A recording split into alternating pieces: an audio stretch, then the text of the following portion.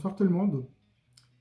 Je voulais enregistrer une vidéo sur euh, ras-le-bol contre les médias.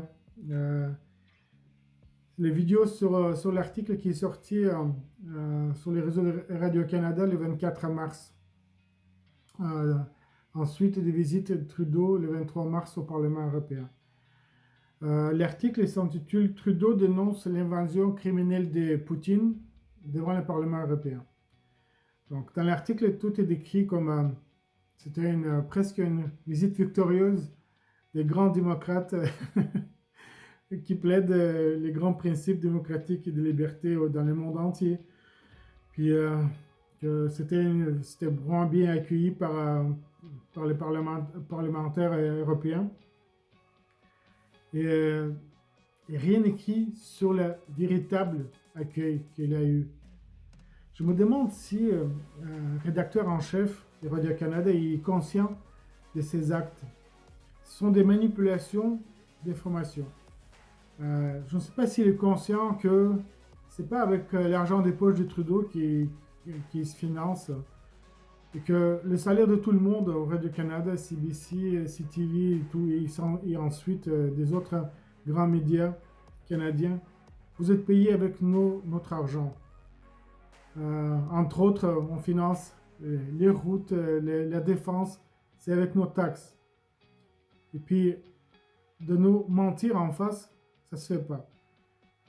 Parce que le monde entier rit de nous, parce que nous sommes représentés et dirigés par un con comme Trudeau. Vraiment un con. Tu te mêles des affaires des autres, tu donnes des leçons de démocratie dans le monde entier et tu ne respectes pas tes principes fondamentaux. Démocratie, il a piétiné notre liberté par des chevaux. Il a tabassé nos droits fondamentaux avec les matraques des policiers. Il voulait enlever nos libertés tout simplement avec les lois spéciales. Est-ce que c'était dénoncé par les grands médias? Non. Pourquoi dans cet article-là, vous n'avez pas marqué les véritables accueils que Christian Tiddes de Roumanie, il a traité Trudeau pire que Ceausescu, le grand dictateur roumain, qui mettait les gens dans les cellules de police secrète comment il s'appelle, les polices secrètes roumains. Puis il n'a rien dit. Il y avait un autre député allemand, Bernard Zimnoch, critiquait ouvertement Trudeau. Puis le député croate, Mislav Kolavic, lui, il parlait dans les yeux de Trudeau.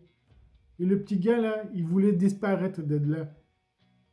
Parce que croate, lui, il disait, autrefois, Canada, c'était un pays que tout le monde voulait vivre. C'était un pays symbole de liberté.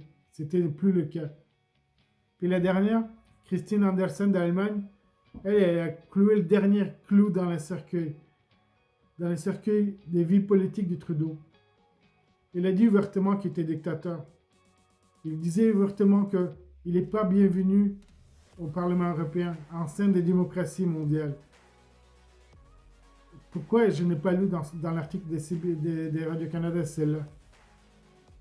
Vous pensez quoi là? Il y a une information qui circule partout.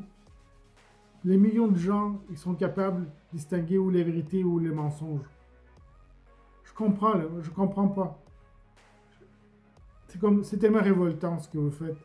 Pensez-vous que les gens ils vont vous pardonner 2 ans de mensonges pendant la pandémie?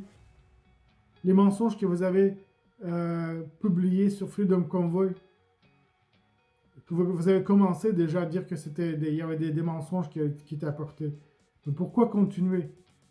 Si vous voulez qu'un jour les Canadiens ils vous pardonnent, il faut commencer à dire les vérités maintenant. Toutes les vérités. Même les vérités que la tête dirigeante politique du pays, ils n'apprécient pas. Mais vous êtes la presse. Vous êtes payé pour apporter toute la vérité. Sans distinction. Je peux comprendre qu'être journaliste à notre époque, c'est difficile. Mais vous avez étudié pour ça. Donnez-nous donnez-nous toutes les vérités et nous, comme des gens intelligents, on va choisir ce qu'on veut prendre ou ne pas prendre. Avec ça, je vous souhaite une bonne soirée. Merci beaucoup. Je Au te revoir. souhaite une bonne année.